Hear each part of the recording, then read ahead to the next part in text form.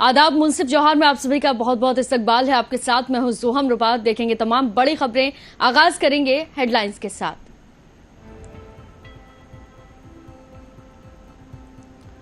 झारखंड के राज्यपाल ने प्रधानमंत्री नरेंद्र मोदी से की शिष्टाचारी मुलाकात। राज्य के विकास संबंधित विभिन्न विषयों पर की गई चर्चा।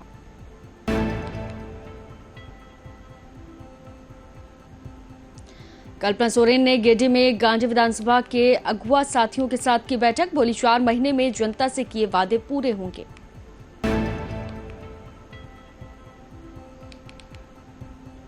एक जुलाई को 18 वर्ष पूरे करने वाले नए मतदाताओं को मतदाता सूची से जोड़ा जाए। मुख्य निर्वाचन पदाधिकारी के रवि कुमार की अधिकारियों को हिदायत।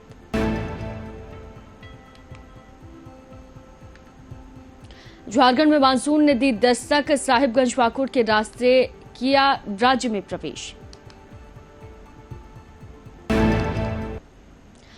तो चलिए खबरों की शुरुआत करते हैं। झारखंड की सबसे पहले बात होगी जो झारखंड के राज्यपाल सीपी राधाकृष्णन ने प्रधानमंत्री नरेंद्र मोदी से शिष्टाचारी मुलाकात की है और झारखंड, तेलंगाना और साथ ही पुडुचेरी से जुड़े विकास के विभिन्न मुद्दों पर भी चर्चा की।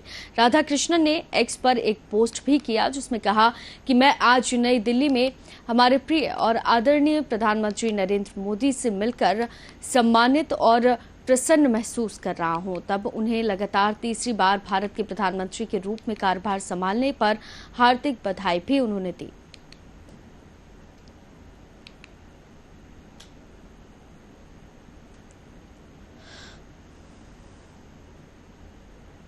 तो वहीं झारखंड के पूर्व मुख्यमंत्री की पत्नी सह गांधी विधानसभा क्षेत्र से विधायक कल्पना सोरेन ने आज गेडी में गांधी विधानसभा में अगुआ साथियों के साथ में एक बैठक की और इस बैठक में विभिन्न मुद्दों पर चर्चा भी की गई। गेडी में गांधी विधानसभा कल्पना सोरेन ने कहा कि उनकी सर्वोच्च प्राथमिकता सड़क, पानी की व्यवस्था, शिक्षा और पुल का निर्माण कराना है। विधायक ने कहा कि उन्हें 4 महीने में जनता से किए गए वादों को पूरा करना है।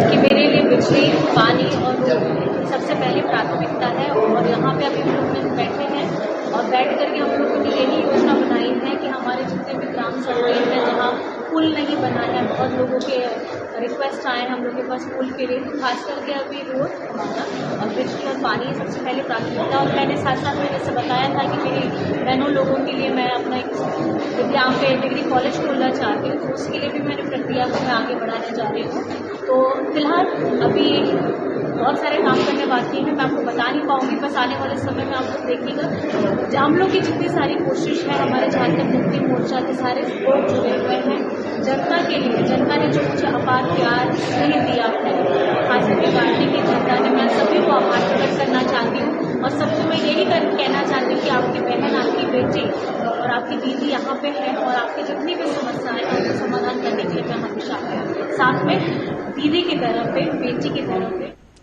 तो वहीं मुख्य निर्वाचन पदाधिकारी के रवि कुमार ने भारत निर्वाचन आयोग की ओर से मतदाता सूची के प्रकाशन को लेकर प्राप्त निर्देशों के आलोक में सभी जिलों के जिला निर्वाचन पदाधिकारी और उप निर्वाचन पदाधिकारियों के साथ में निर्वाचन सदन से वीडियो कॉन्फ्रेंसिंग के माध्यम से समीक्षा बैठक की।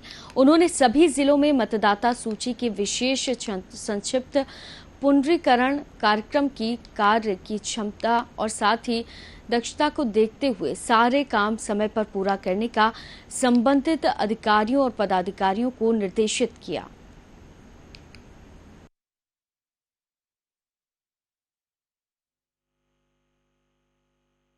भारत निर्वाचन आयोग के निर्देश के अनुसार सेकंड स्पेशल समरी रिविजन का मतलब डायरेक्शन प्राप्त हो चुका है। आज सभी डीओ से, सभी ईआरओ से डीसी के माध्यम से बात हुई थी। 1 जुलाई 2024 का आखिरी तिथि रखते हुए किसका भी 18 उम्र हो रही है, अविलंब अपने नाम का दर्ज करवाने के लिए अपने आवेदन देंगे। साथ में बीएलओ का ये भी निर्देश किया गया कितना भी डुप्लीकेट डेथ केसेस है, शिफ्टेड केसेस है, उसका विलोपन करने के लिए भी कार्रवाई करेंगे। इसलिए सभी मतदाता से मेरा अनुरोध है, किसी का नाम छूट गया मतलब अविलंब अपने आवेदन ऑनलाइन के माध्यम से दे, नहीं मतलब बीएलओ के पास समर्पित करें ताकि आने वाला असेंबली इलेक्शन में अपने मताधिकार का प्रयोग करें। भारत निर्वाचन तो वहीं खबर बोकारो से है, जहां भराबस्ती की ओर विकास नगर के बीच दो समुदायों के बीच में उत्पन्न तनाव को दूर करने के लिए सिटी थाना परिसर में शांति समिति की बैठक का आयोजन किया गया, जिसमें दोनों पक्षों के लोगों के साथ साथ पुलिस प्रशासन के लोग भी शामिल हुए। तो वहीं डीएसपी सिटी आलोक रंजन ने कहा कि दोनों पक्षों ने बताया कि गलतफहमी में विवाद इतना ज्यादा बढ़ गया था, अब दोनों पक्षों के बीच शांति बनी है। दोनों पक्ष शांति बनाए रखने में पुलिस और प्रशासन का भी सहयोग कर रहे हैं। और मालूम हो कि विद्युत की चपेट में आने से 2 भैंसों की मौत हो गई थी, जिसके बाद दोनों पक्षों में तनाव बढ़ गया था। दोनों पक्षों की सुरक्षा में पुलिस बलों की भी तैनाती की गई थी।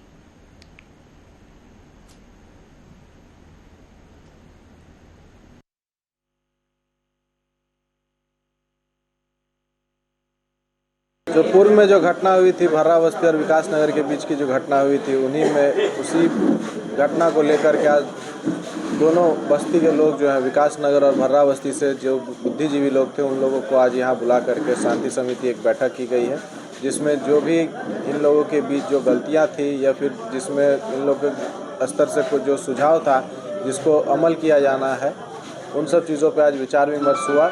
जिन चीज़ों को लेकर के गलतफहमी की वजह से वहाँ पे जो पूर्व की घटना हुई थी, उन सब गलतफहमियों को दूर किया गया है और दोनों पक्ष जो है और दोनों बस्ती वाले जो हैं विकास नगर और भर्रा बस्ती वाले ये चीज़ आश्वस्त किए हैं प्रशासन को कि आगे से इस प्रकार की किसी घटना को वो लोग नहीं देंगे और शांति प्रिय रूप से प्रशासन का सहयोग करते हुए वहाँ पे रहेंगे। वो दोनों पक्ष के लोग आज जमा हुए और दोनों पक्ष के बीच में तय हुआ कि जो नंगा तार के चलते जो 2 भैंस मर गई थी, तो इस तरह का पुनरावृत्ति फिर से न हो सके और दोनों पक्ष से गिला शिकवा भूल करके आपस में गले मिले और शांति हो गई है। अब आगे से इसकी कोई संभावना नहीं है कि शांति फैलेगी।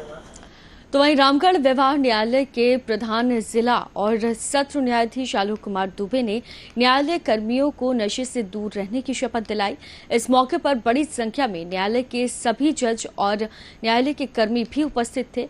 मौके पर प्रधान जिला और साथ ही सत्र न्यायाधीश ने बताया कि हमें लगता है कि बहुत जल्द कोर्ट से कोई बड़ा आदेश निकलेगा और हमें उम्मीद है कि झारखंड में आने वाले दिनों में नशा अमूमन लोग काफी हद तक छोड़ पाएंगे।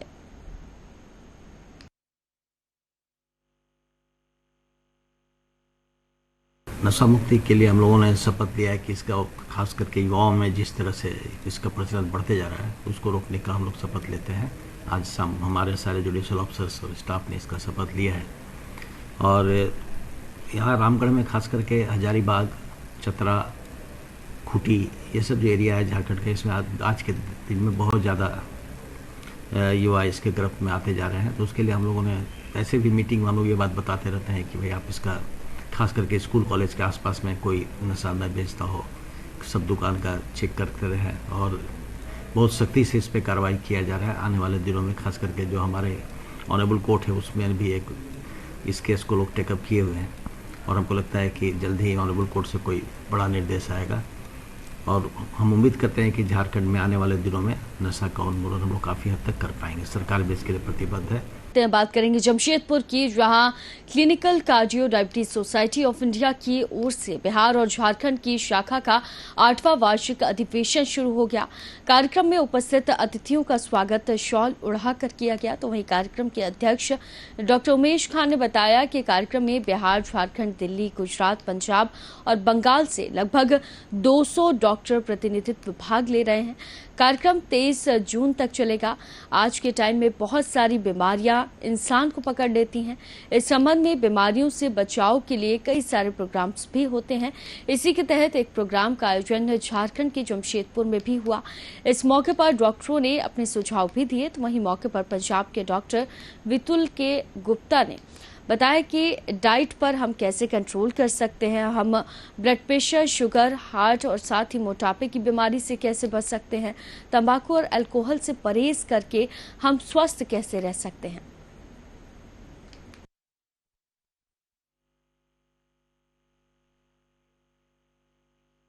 ये हम लोगों का एसोसिएशन जो है clinical cardio diabetic society of India Bihar and Jharkhand chapter का है। ये आज शुरू हुआ है, मतलब 21 तारीख को, 23 को दोपहर के बाद समाप्त हो जाएगा। इसका मेन पर्पस है हम लोगों का how to prevent diabetes, how to prevent cardiac disease and other metabolic disease like obesity, like increase level of statin, things like that. और बाकी जो है वो चेयरपर्सन्स होंगे या और भी हेल्प करने के लिए आएंगे लोग। मोटा मोटी 200 आदमी का कंटिन्यू करने का संभावना है। उद्देश्य है ताकि हम अपना एक दूसरे के साथ डिस्कस कर सकें अपने सब्जेक्ट को, पेशेंट का कैसे उत्थान हो, हमारा नॉलेज कैसे बढ़ जाए, ये सब पर डिस्कस करके आपस में एक दूसरे को हेल्प करने का कोशिश करेंगे। यहाँ पे CCDSI की 8th कॉन्फ्रेंस को अटेंड करने आया हूँ। डॉक्टर अनिल वर्मानी और डॉक्टर AN राय का ये इनिशिएटिव है। यहाँ पे मेरा लेक्चर था कि कार्डियोमेटाबॉलिक डिसऑर्डर्स मतलब ब्लड प्रेशर, शुगर, हार्ट की तकलीफ़ और मोटापे की बीमारी से कैसे बचा जा सकता है। मेरा ये मानना है कि सबसे ज़्यादा ज़रूरी डाइट है। अगर हम डाइट में कम शुगर, कम फैट जिसको चर्बी बोलते हैं वो लें, कम सॉल्ट लें और एक्टिव लाइफस्टाइल रखें, एक्सरसाइज करें। एक्सरसाइज 30 मिनट रोज़ के लिए, और तंबाकू और अल्कोहल से परहेज़ करें। ये हमारी ज़िंदगी में इन बीमारियों को कंट्रोल करने में बहुत मदद कर सकती हैं। तो मेरा ये सब लोगों से अपील है कि अपनी डाइट को सेहतमंद बनाइए, एक्सरसाइज कीजिए, टबैको और अल्कोहल। तो वहीं धनबाद पुलिस की विशेष टीम ने 5 बाइक लिफ्टर को गिरफ्तार किया है। इस संबंध में आज प्रेस वार्ता कर वरीय पुलिस अधीक्षक हरदीप P जनार्दन ने बताया कि अपराध नियंत्रण और साथ ही चोरी की घटनाओं पर नियंत्रण पाने के उद्देश्य से जिले में लगातार अभियान चलाए जा रहे हैं। हमारा धनबाद में भी चोरी, वाहन चोरी, ऐसे कुछ घटनाओं का वृद्धि हुआ था। इलेक्शन के बाद हमारा सब ऑफिसर और सब कांस्टेबल लोग अभी वापस आ गया है। हम लोग अभी नॉर्मल हमारा पुलिसिंग का काम शुरू कर दिया है। इसी बीच में तीसरा थाना में लोगों को सूचना मिला था कि यहाँ पे कुछ लड़का लोग इकट्ठा होकर यहाँ पे लगातार बाइक का चोरी करके चोरी किया हुआ बाइक का बिक्री करने का सूचना प्राप्त हुआ। इसी सूचना में हम तीसरा थाना प्रभारी एवं सुदामदी थाना प्रभारी के एक ज्वाइंट टास्क फोर्स बनाया गया और टीम के द्वारा लगातार इधर उधर चेक कर रहा था। चेकिंग करने के क्रम में खास कुइया में बंद पड़ा हुआ BCCL के मकान से जो 2 लड़का लोगों को उठाया और उन लोगों के पास से चोरी का 4 मोटरसाइकिल भी बरामद। इन लोगों का आपराधिक इतिहास भी रहा है। इन लोगों से जब पूछताछ किया, ये अपना व्हीकल का चोरी का अपने संलिप्तता के बारे में कन्फर्स किया। और इनके निशानदेही पर और हम लोग 8 बाइक रिकवर किया और इनका 3। तो वहीं गिरिडीह के मुफस्सिल थाना क्षेत्र के महेशपुर बरमसिया में बुजुर्ग युवक की बेरहमी से हत्या कर दी गई और घटना की सूचना मिलने पर मुफस्सिल थाना प्रभारी श्याम किशोर महतो दलबल के साथ यहां पर पहुंचे और शव को अपने कब्जे में लेकर पोस्टमार्टम के लिए भेज दिया। तो वहीं पुलिस जांच पड़ताल में भी जुट गई।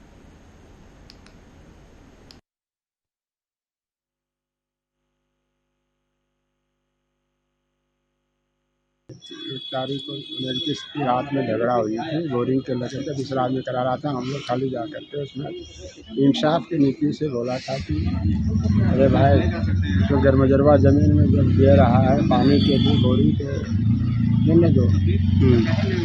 परंतु कई निर्मल मंडल जाकर के उसको बंद करा दिया। सारे गाँव वालों को जमा किया, हम भी गए। उसमें हमने कहा कि अगर मैं कोई बोरिंग करा रहा है तो क्या हुआ, बनाने दो।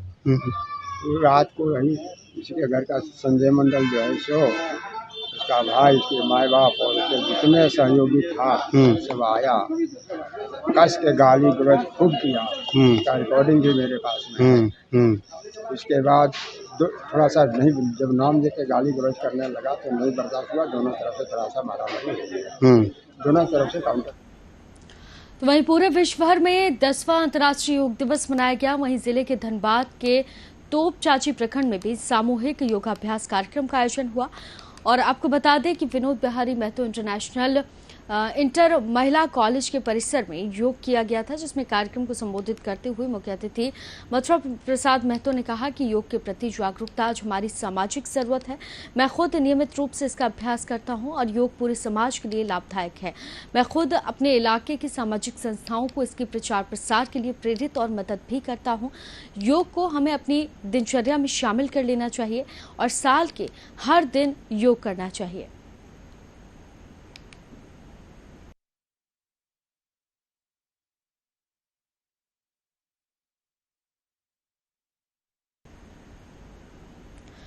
तो चलिए खबरों में आगे बढ़ते हैं और खबर बोकारो से है, जहां बोकारो में 7 सूत्रीय मांगों को लेकर विस्थापित नौजवान संघर्ष मोर्चा ने डीपीएलआर कार्यालय के समक्ष श्राद्धक्रम के साथ भोज का आयोजन किया, जहां पर भूमि और पुनर्वास परियोजना के निदेशक मेनका कुमारी तथा विशेष भू अर्जन द्वारका के चित्र पर श्रद्धांजलि। विस्थापित नेता ने कहा कि पुनर्वास योजना के तहत मिलने वाली सुविधाओं से विस्थापित वंचित हैं। उन्होंने कहा कि विभाग के द्वारा पुनर्विकसित लोगों को पर्चा दिलाने में घालमेल किया जा रहा है और दलालों के माध्यम से उन्हें लूटा भी जा रहा है। हमने इसकी जांच उच्च स्तरीय समिति से कराने की मांग की है। उन्होंने कहा कि जो भी पर्चा जारी किया गया उसकी न्यायिक जांच हो, ताकि जो धांधली हुई है उसका पता लगाया जा सके। और आगे कहा कि यदि हमारी मांगों पर कार्रवाई नहीं होती है तो हम आंदोलन को और तेज करेंगे और उच्च न्यायालय में इसके खिलाफ जनहित याचिका भी दायर करेंगे।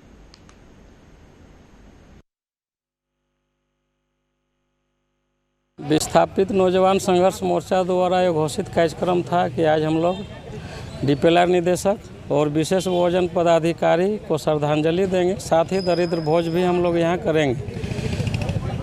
कहीं ना कहीं डीपीएलआर निदेशक और विशेष भोजन पदाधिकारी भ्रष्टाचार में इतना लिप्त हो गए हैं कि इन लोग आनन फानन में सभी भूमाफिया और दलालों को मेरे खिलाफ धरना देने के लिए भी इन लोगों ने आगे करके मुझे बदनाम करने का प्रयास किया जा रहा है। साथ ही आज हम लोग का जो 7 सूत्री मांग है उसमें हम लोग सभी स्तर का जांच करने के लिए कहा है कि जो भी पर्चा जेना पुनर्वास क्षेत्र और अन्य क्षेत्रों में पर्चा निर्गत किया गया है उसका आप निष्पक्ष रूप से जांच करें, जो भी सत्यापन हुआ उसको जांच करें और दोषियों पर कार्रवाई करें।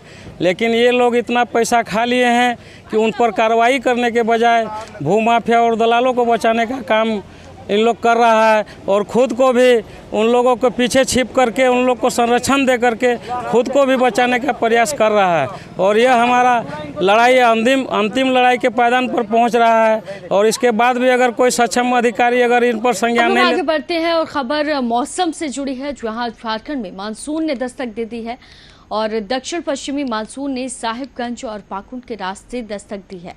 संथाल परगना के साहिबगंज और पाकुड़ में मानसून की पहली बारिश हुई है और बारिश होने की वजह से लोगों को भीषण गर्मी से राहत भी जरूर मिली है और तापमान में भी गिरावट दर्ज की गई है। वहीं राजधानी रांची समेत कई जिलों में पिछले 2 दिनों से मौसम खुशनुमा बना हुआ है, जहां पर प्री मानसून की बारिश हो रही है और मौसम वैज्ञानिक अभिषेक आनंद ने मानसून के राज्य में प्रवेश की पुष्टि की है। उसके अनुसार सभी कंडीशन फेवरेबल होने की वजह से मानसून के बादल जल्द पूरे राज्य भर में छा जाएंगे और राज्य भर में अच्छी बारिश भी होगी। मौसम केंद्र रांची के अनुमान के अनुसार मौसम विभाग के अनुसार जहां राज्य में 27 जून तक राज्य के कई स्थानों में मेघगर्जन के साथ में हल्के मध्यम दर्जे की बारिश होने की भी संभावना है, तो वहीं 23 और 24 जून को राज्य के कुछ स्थानों पर बादल गरजने के साथ ही हल्की मध्यम दर्जे की बारिश भी होगी। इस दौरान कहीं कहीं 30 से 40 किलोमीटर प्रति घंटे की रफ्तार से हवा भी चल सकती है।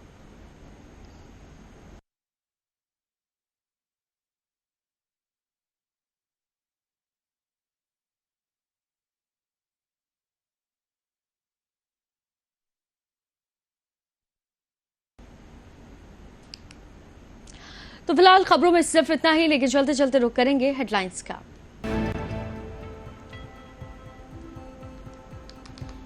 झारखंड के राज्यपाल ने प्रधानमंत्री से की भ्रष्टाचार की मुलाकात, राज्य के विकास संबंधित कई विषयों पर हुई चर्चा।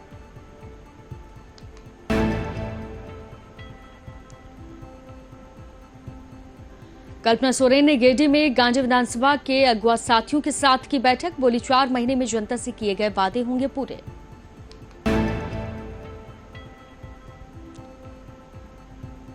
1 जुलाई को 18 वर्ष पूरे करने वाले नए मतदाताओं को मतदाता सूची से जोड़ा जाए। मुख्य निर्वाचन पदाधिकारी के रवि कुमार ने अधिकारियों को दी हिदायत।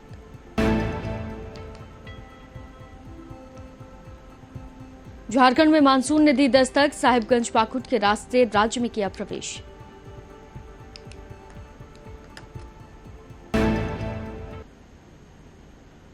तो फिलहाल मुंसिफ जौहर की खबरों में सिर्फ इतना ही, लेकिन देश और दुनिया से जुड़ी खबरों के लिए आप देखते रहिए मुंसिफ टीवी। दीजिए इजाजत, आदाब।